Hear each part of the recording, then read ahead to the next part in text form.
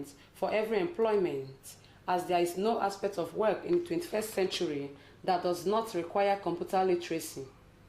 Respondents also bear their mind on the advantages of computer literacy. Every learner person now in the society should know what computer is all about. Yeah, at least, let me go to public school anyway. At least I should make it available. Even at least you cannot get details, at least have the basics. So by the time you proceed, maybe in an institution, I believe that if you can update yourself by doing the building capacity, I believe that in fact you can get it. Because with computer, you can facilitate your work, especially when you are typing something like projects or memorandum or some other things you have to use in your business. We're now in jet age, or what they call technological age. So everything now is now moving towards computer world. So if you're not computer literate, you'll be left out. So everything now is being done fast, in a fast way. You can be here and send a mail overseas. You can be here and talk to somebody overseas. Though Nigeria is yet to attain the technological heights of the advanced world, conscious efforts and technological infrastructure is being put in place to meet with the growing trend of computer literacy. It is therefore in the best interest of every student to acquire computer skills to ensure a good employment and guaranteed future.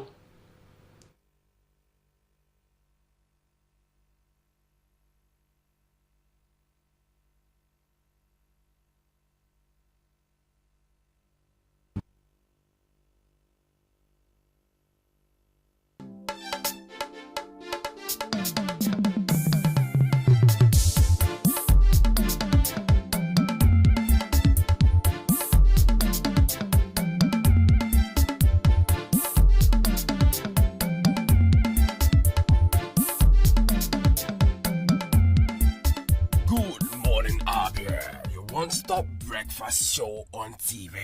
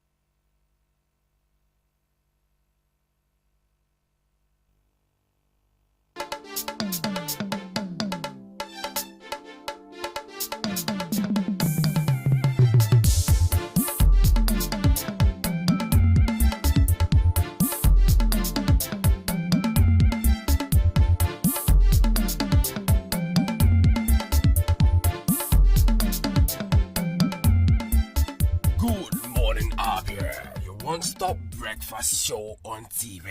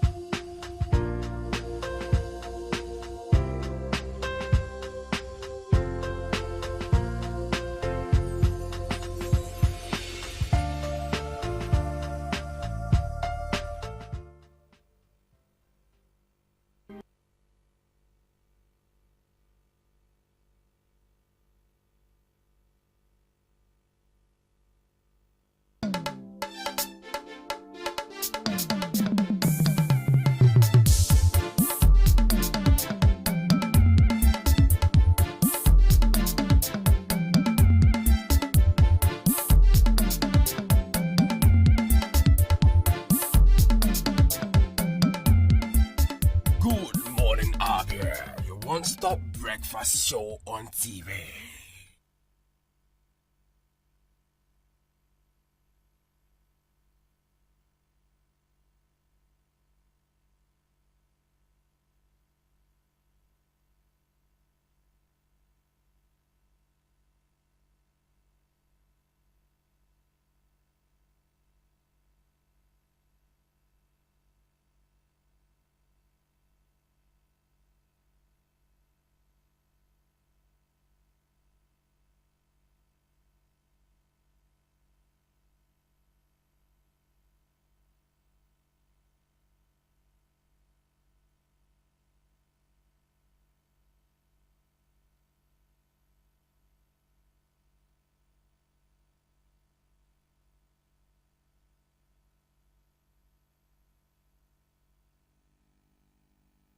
Thanks for staying with us. It's still good morning. I'm here. You will start the fight show on MCO TV. It is now time for us to discuss.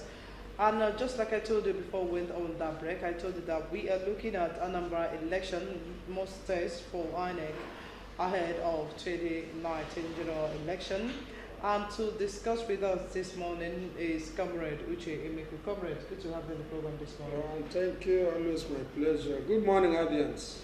Okay, looking at the election, Comrade Uche Emeku, will you say that INEC, is prepared to conduct free and fair election ahead of 2019? Yeah, given what has played out in Anambra State, yes, I believe that INEC is ready for 2019 election. Okay. Because I look at Anambra election presently as a litmus test. And for me, they passed strictly on INEC side.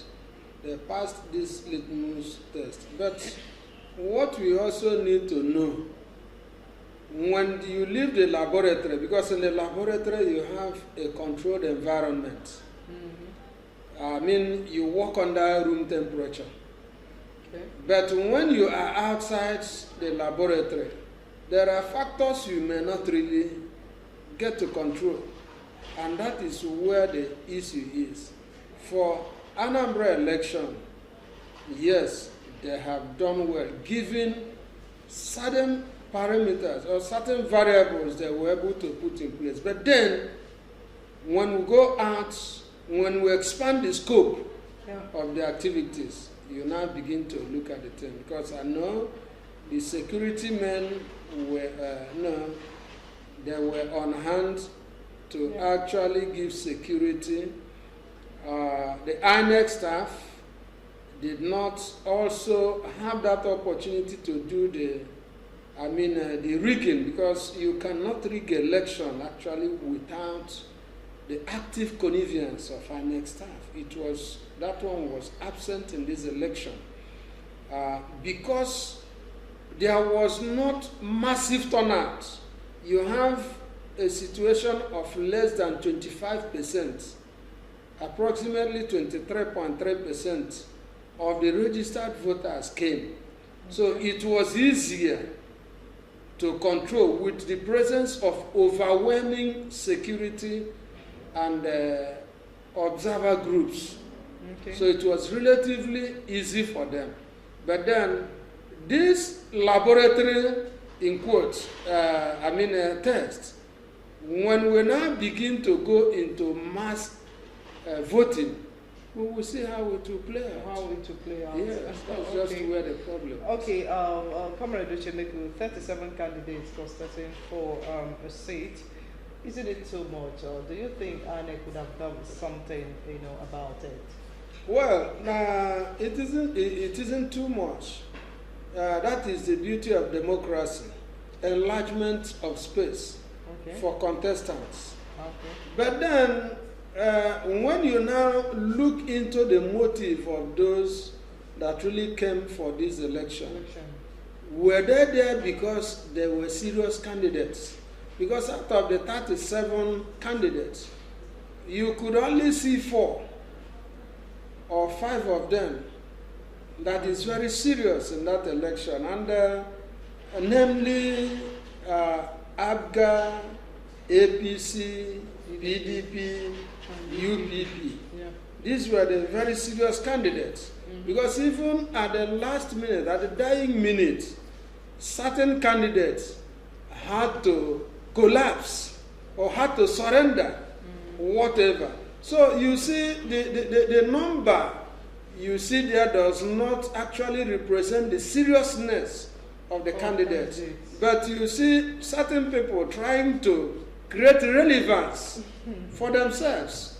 Okay. In our own situation here in Nigeria, there is some of these things we do.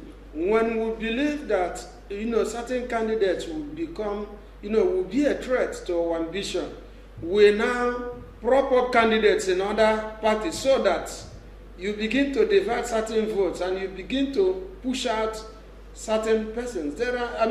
When we do a thorough analysis of the 37 candidates, you will see these things coming in. You will see certain persons, certain candidates sponsoring other candidates.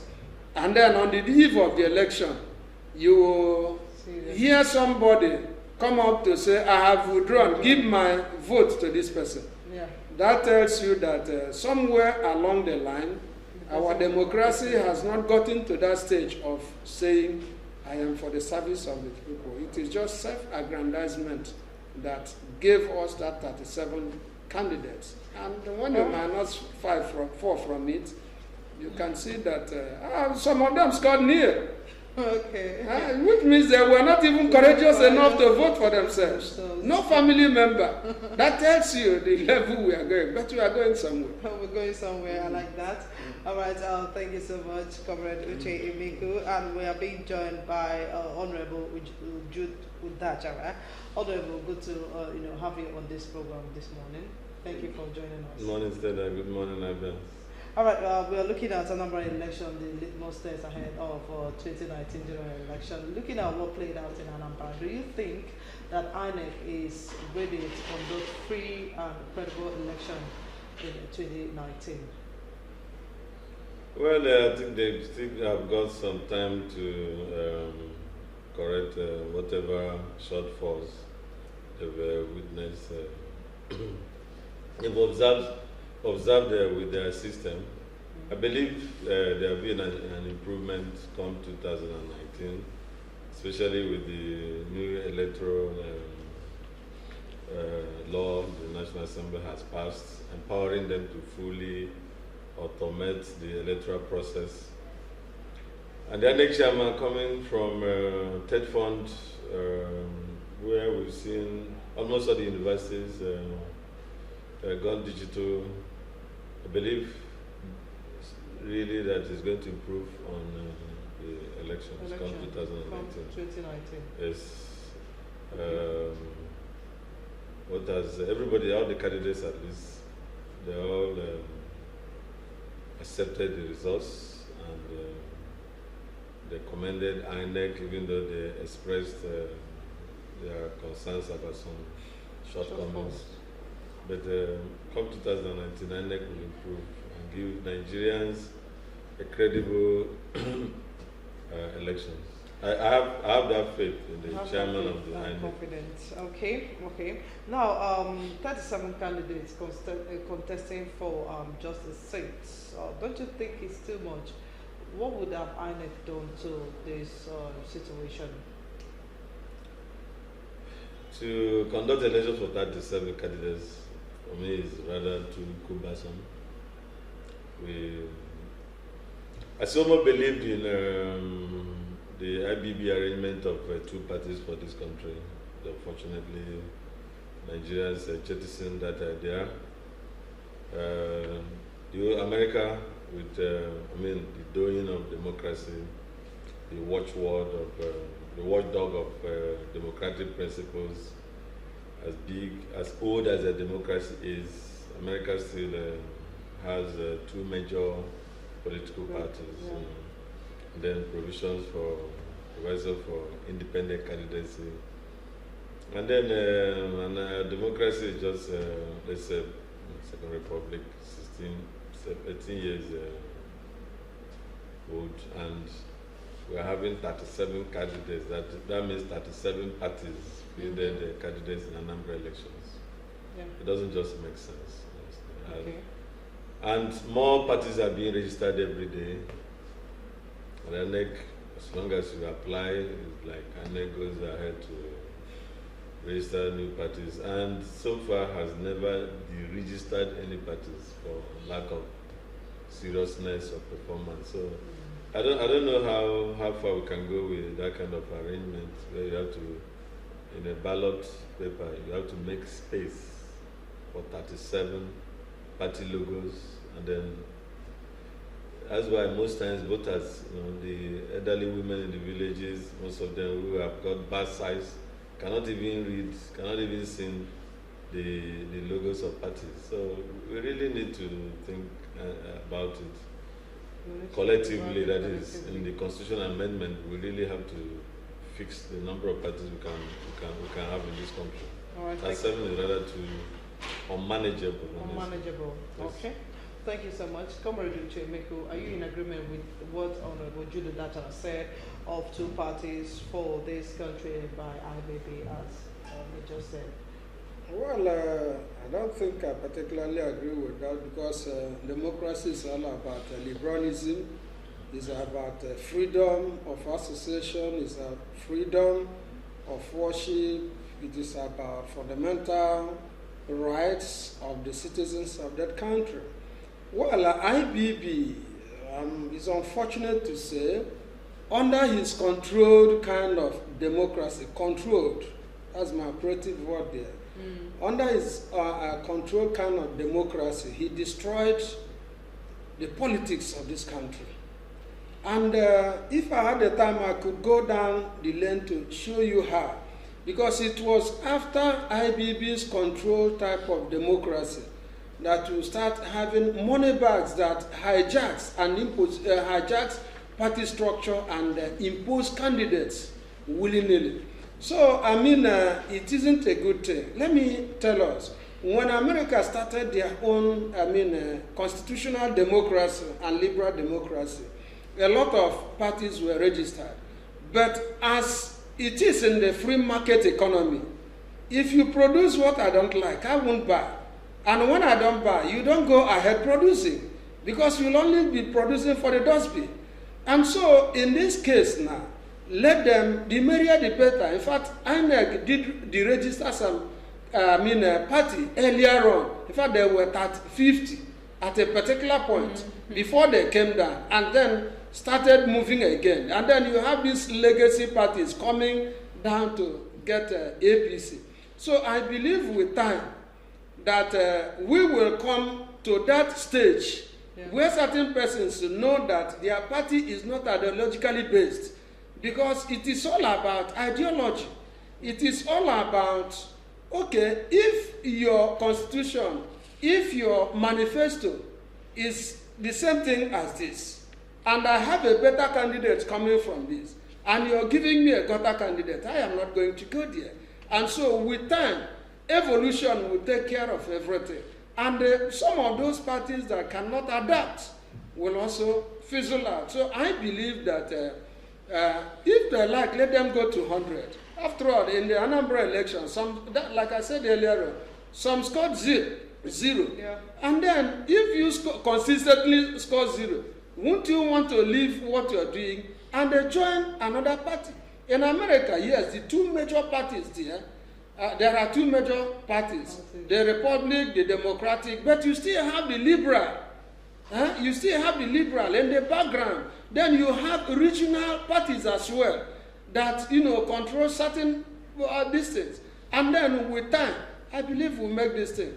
Right. And that area, I think INEC has gotten nothing to lose, by making this thing, by ensuring that, people's rights of association, people's rights of dissenting with a particular group to its own. But in the long run, you will see that the effort is not worth the while. And like I said earlier on, when you go to a larger situation, like when you're in the laboratory, I did tell us that you control the room temperature. I think Well, let me not just make this thing because I think I am not too good again in science.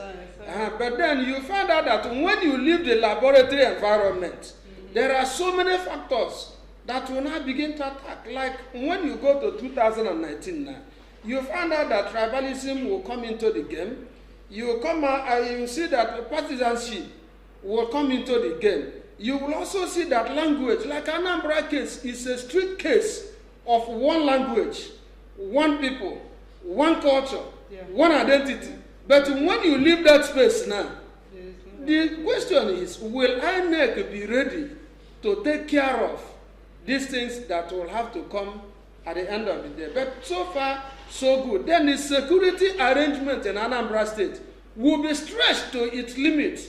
And I think the United Nations, recommendation for is a policeman to about, I think, 300 people or 400. But you have here a policeman going for 800. So by that time, you will see that there will be a lot of spaces that is crying for this thing. And then people will now begin to manipulate the system again. So as for the electronic side of this game, I also want to say that INEC really has to be upbeat from now, telling us, like when NBA did conduct their last national, election, they made it through, electronics. But I know that most lawyers in Aba did not get to access the platform even to vote.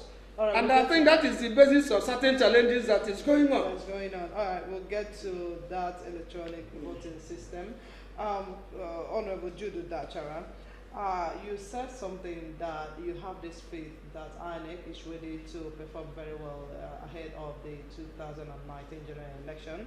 I also want to put it to you that, INEC in some areas, they also performed below expectations, like late arrival of electoral materials, failure of some card reader machines, and of course, several of them. Now, how long will it take INEC to perfect in these areas? And of course, recently, they are also trying to adopt electronic voting system. What do you have to say about this? The constraints, of course, are obvious in our environment where power is not steady, for instance. Most of those gadgets rely on power, steady power supplies. So where they fail, definitely those machines will fail. They also go through the network systems also. And we also know that Nigeria has not been fully covered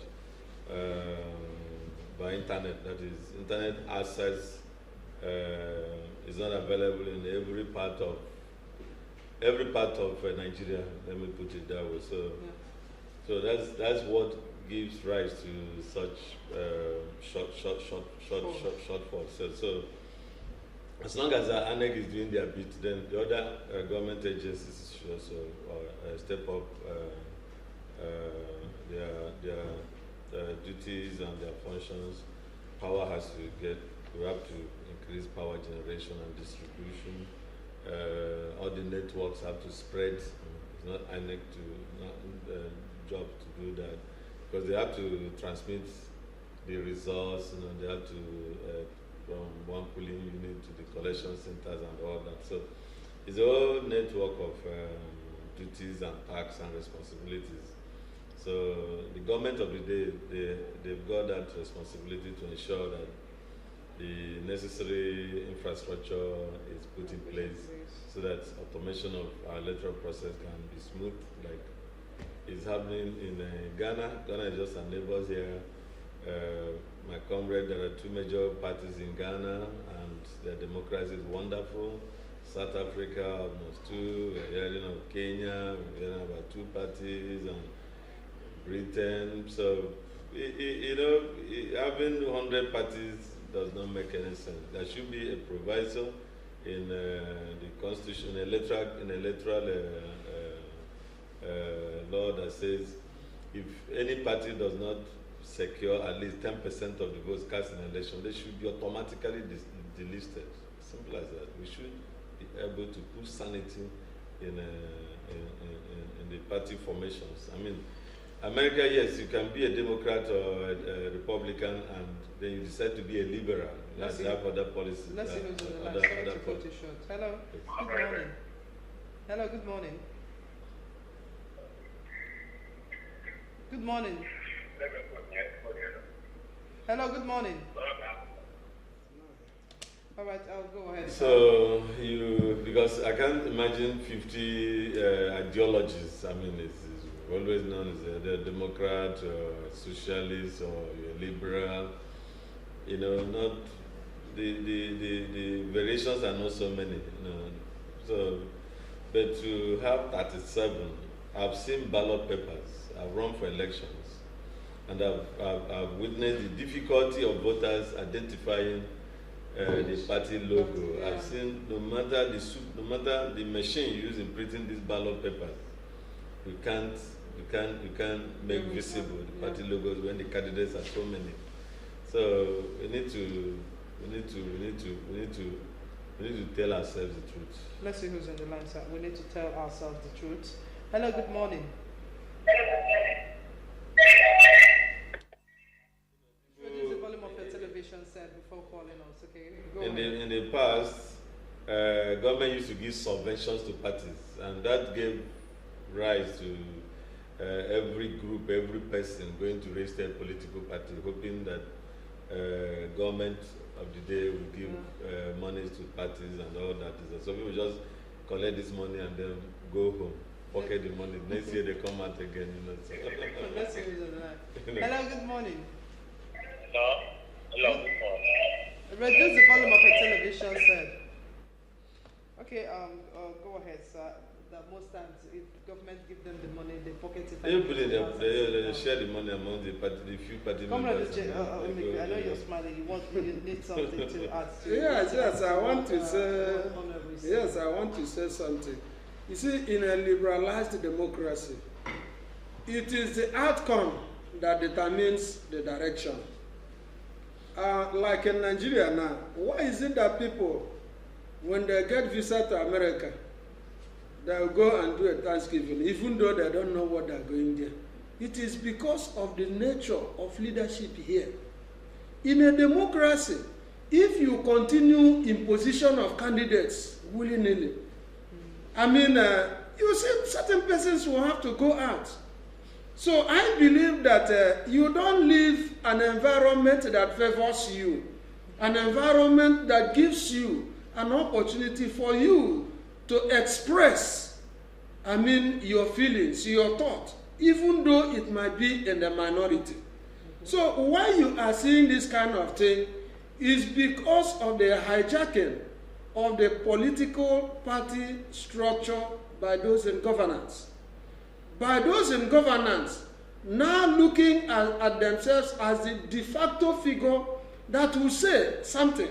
Now, on the day that, on the day Imo State Judiciary was celebrating the opening of a new legal year, Mike Ahamba had cause to go on collision course with their governor.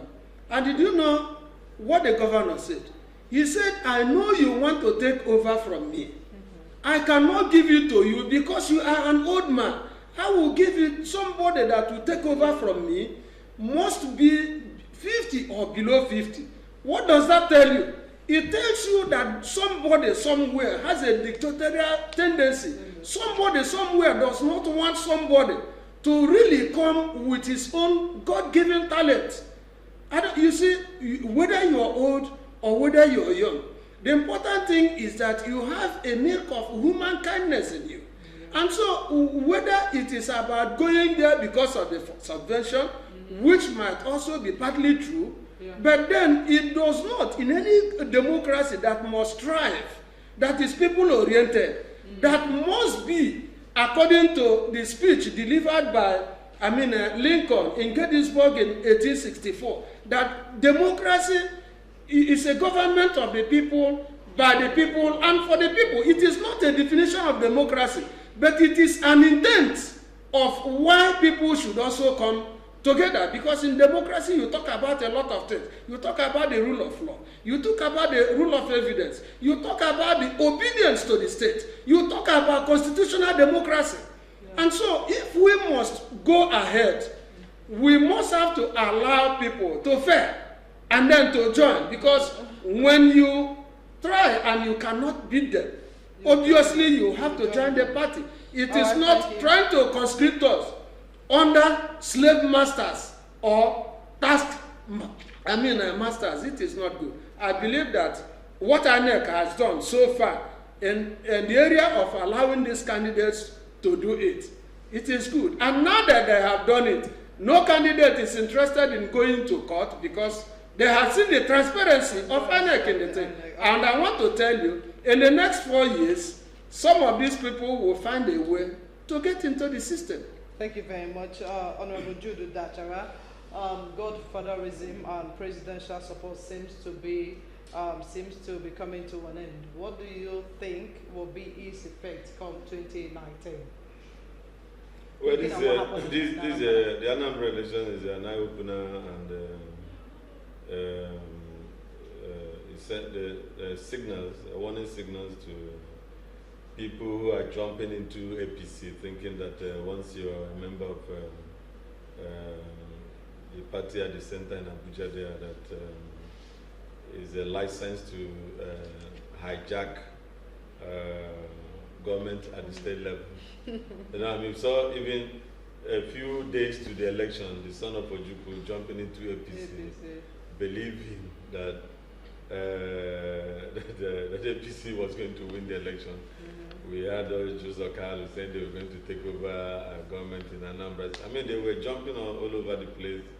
And then at the climaxing it all, the day President Buhari visited them, it was like the Goliath had finally come home to crush David. You know, so but, I mean, nobody gave Obiano that chance that he was going to win landslide.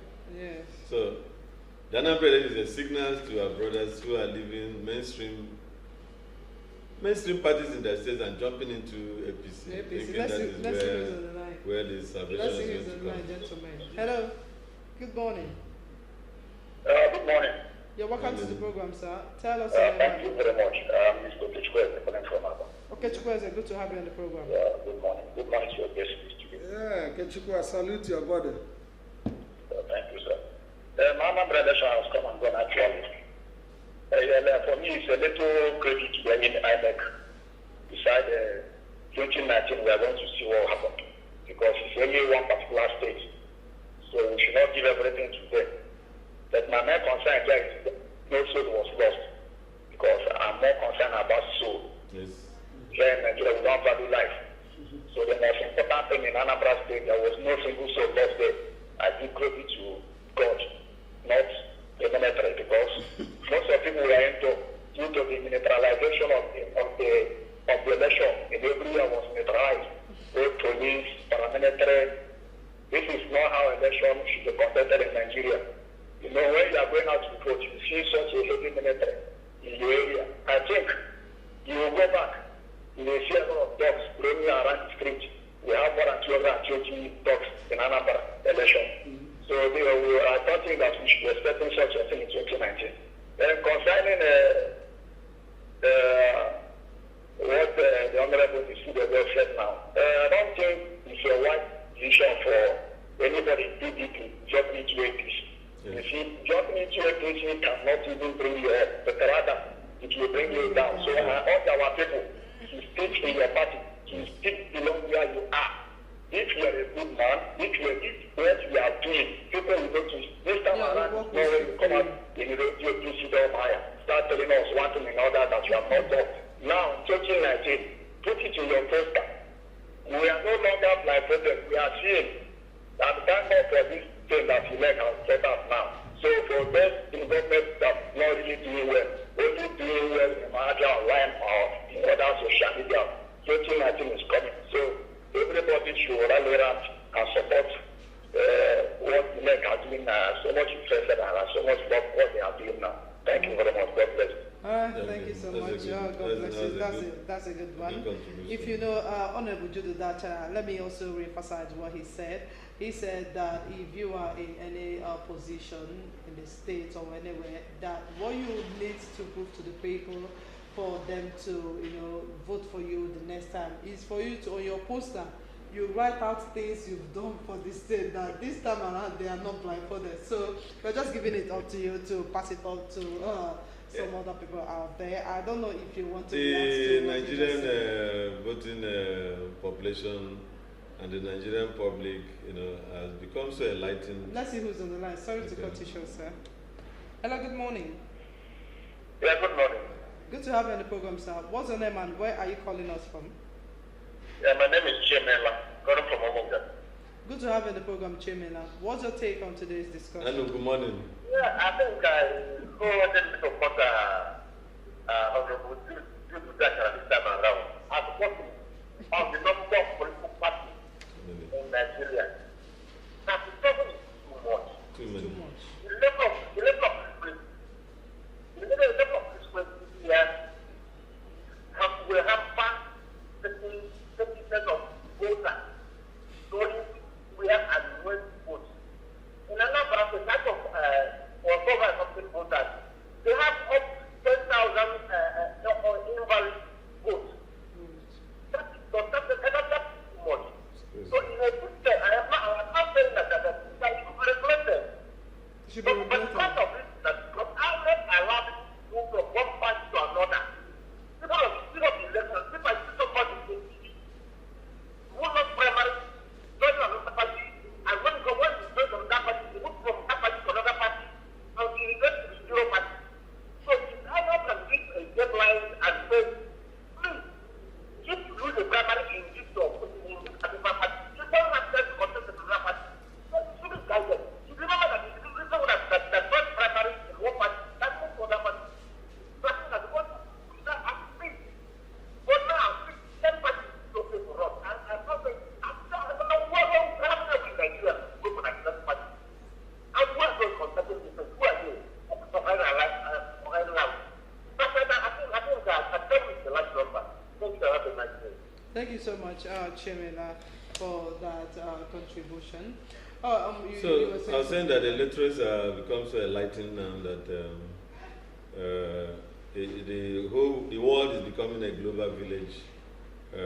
So it's easier now to assess the pedigree of people and the character makeup of persons who are contesting for elections. So it's easier for electors now to assess people, and the best assessment, the best gift any candidate can give to the elector is to point fingers at what you have done for the community, at least your autonomous community, then your local government, your state, and the world. And it will become very difficult to vote for a gubernatorial candidate, for instance, who can show visibly, things people can touch, people can feel that is done for his state. So 2019, I'm very, very sure people will vote based on what candidates have done, not promises, because look at APC, for instance. They promised that they were going to exterminate Boko Haram within 3 months. Just yesterday, before, about 50 people were killed in Mubi by Boko Haram, that we've been told have been, that is defeated, except defeated. So we're hearing about we're going to tackle corruption and kill corruption, that PDP for 16 years that was fighting corruption, that even established the anti-corruption agencies in the first place. EFCC, ICPC, they were all institutions established by PDP, and that they didn't fight corruption, they were going to kill corruption, but still having corrupt cases, even corrupt persons who ran away during PDP, they are returning back and all that. So Nigerian public, they are so enlightened now that we cannot get to elected positions by just mere promises. So 2019 is going to be decided by what each candidate has done. And whether we have money or not, whether we have political offices or not, everybody in this society can contribute something. Okay. We can contribute something. We can set up NGOs without even having money in our pockets. We can go begging for money, raise monies. I mean, Conrad is here, nobody's paying him salary, but he's doing a lot of work. He goes to police stations to help people who have been illegally detained, and so many things we can do. And people wait until it's election year, and then they bring their sacks of money they've stolen from government or from government contracts they failed to do, and then they now go promising people that they were going to do better than governors who have made a lot of efforts to serve their states. They're going to do a lot better than predecessors, former governors who had contributed their quota. So it's really going to be a different thing, you know, that there'll be surprises in 2019. Just like the APC people in Anambra today are still days that, in spite of all the money that was reportedly spent, you know, buying for votes, voters will collect the money and then go and still vote their conscience. That's what played out in Anambra. Okay, let's see who's on the line. Hello, good morning. Hello, good morning. Hello. Good morning. Yeah, sir. good morning. You're welcome to the program. Yeah, my name is Akunya. Akunya, I'm good calling morning. from Abia. Akunya, you're welcome. What's your Thank take you on very today's much. discussion, Akunya? Hello? We can hear you, we are sir. hearing you. Okay. I'm hearing my very good friend, Honorable Jude. He's talking like a politician now, unlike this one when he's in private sector. And my other analyst. I just want to say something about the election, and which the topic is Anambra election between us or INEC ahead of 2019. One, I think I'm agreeing with Jude, so to say, on the number of the parties. It doesn't make sense to have up to that 7 people contesting governorship election when you know some of them are not serious-minded. Even though the other guy, my friend, also makes some point that over a long time it will evolve, and but by and large, I think the problem we have in this country is the election is usually based on interest, not even based on manifesto, not even based that somebody is from, like, look at PDP now. They're not looking for a candidate that will do well. They're looking for a candidate from the north. That is the problem. And you not say, during the election, unlike looking at other countries, they go outside the way we normally use America. They don't take all those things. They look at what are you going to deliver. But here, you are looking at interest. Where does it come from? From which, let me tell you, I mentioned it yesterday, why people are not one that the election was. Basically, they want this thing to move to south. Most people wanted to vote. The whole South Anambra South Toronto didn't vote for other, because the three main parties, all of them brought up somebody from Anambra North, PDP guy from Anambra North, APC. Anambra North, Anambra North, the governor Anambra North. So the South know that it's going to them. So all of them, even Andrew, all of them voted for against. Because if any of them take over, they will still take it. But the other man will still only 4 years and give forward to them. Those things are natural. And that's why PDP is going for North.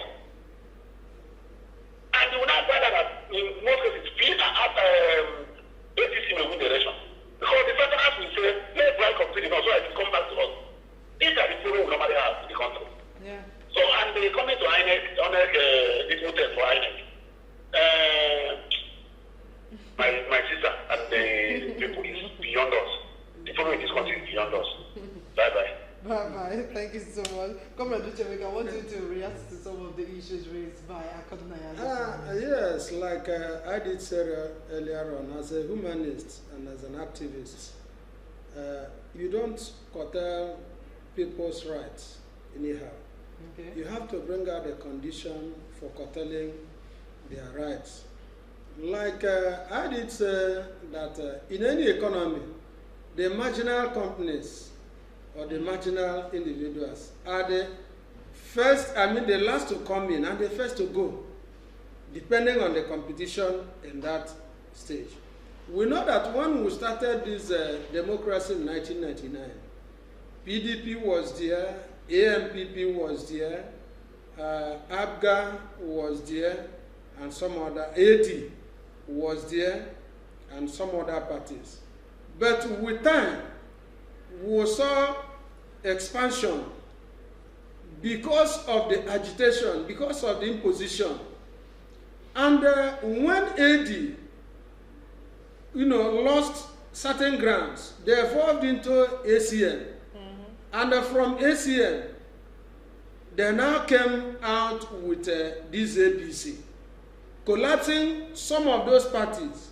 No, they're still there. You're collapsing some of these parties. Now, what is left of the legacy parties are just skeleton.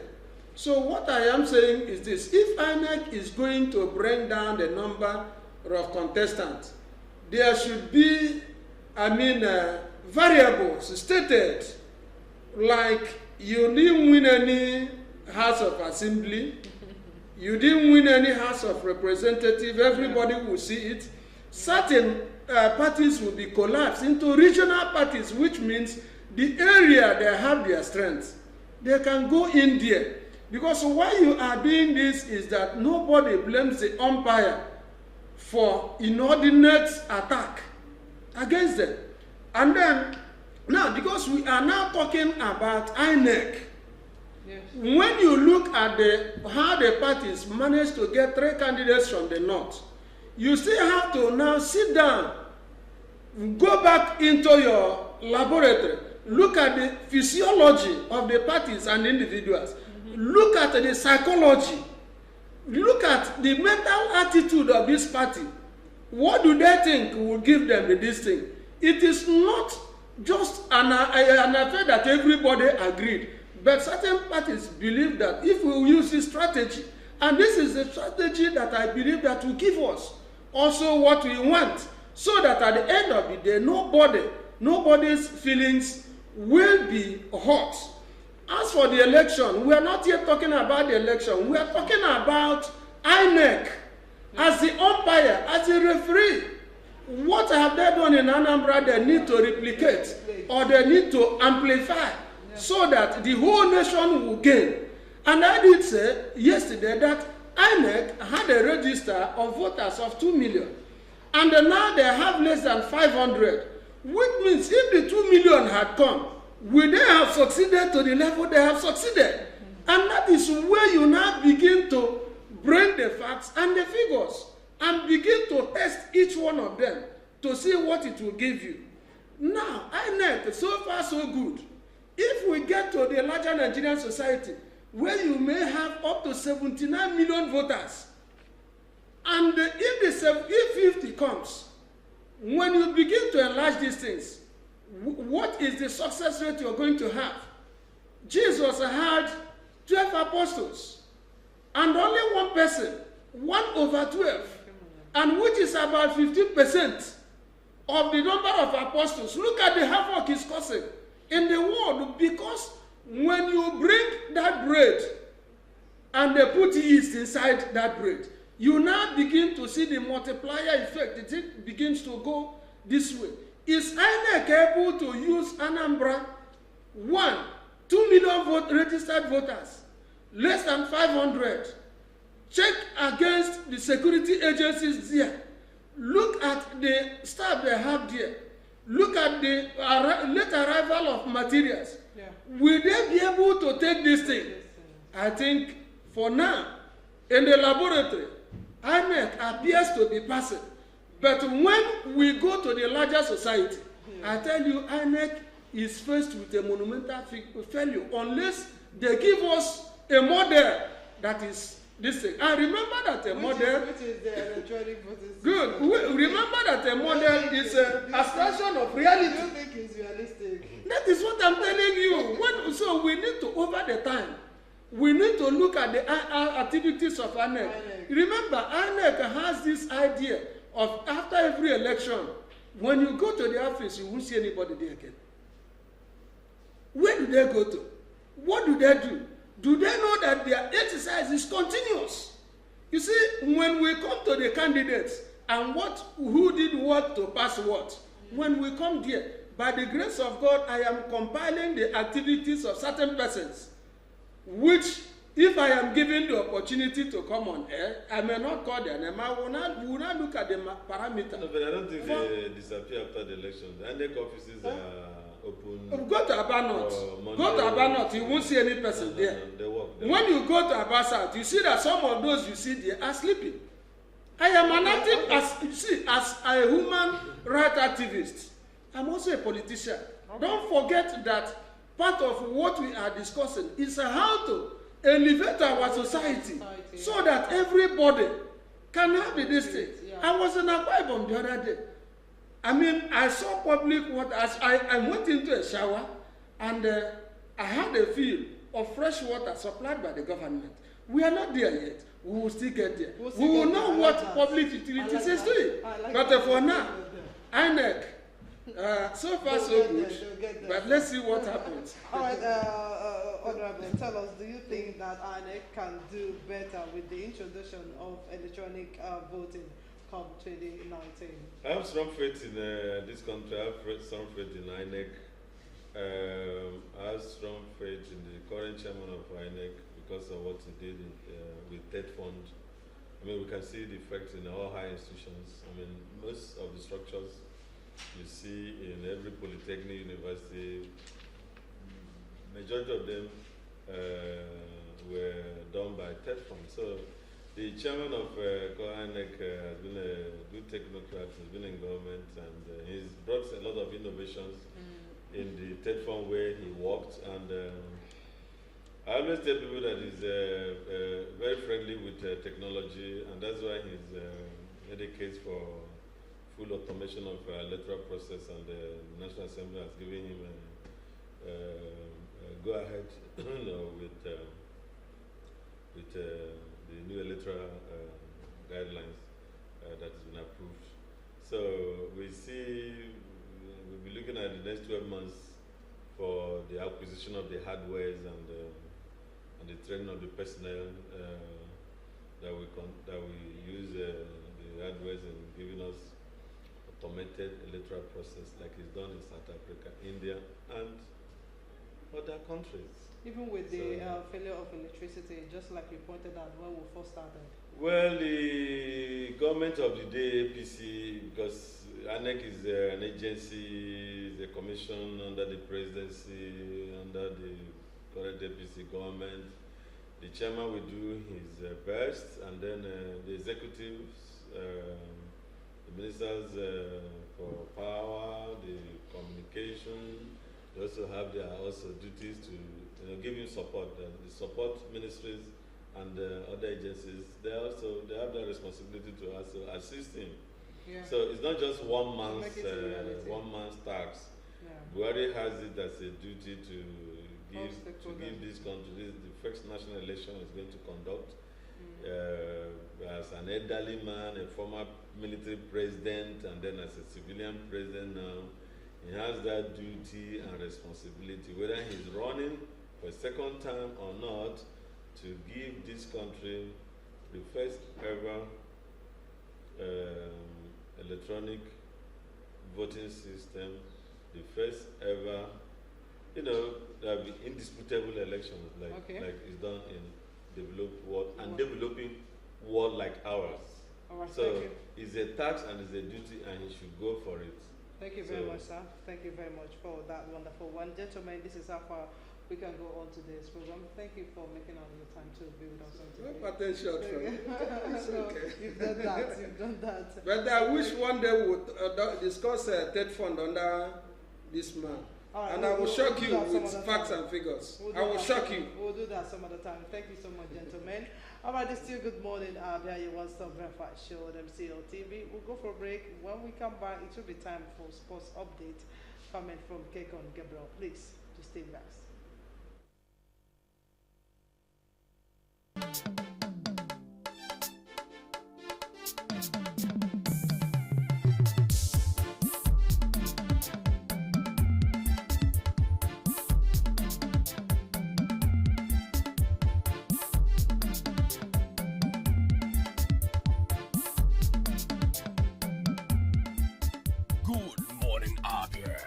one-stop breakfast show on TV.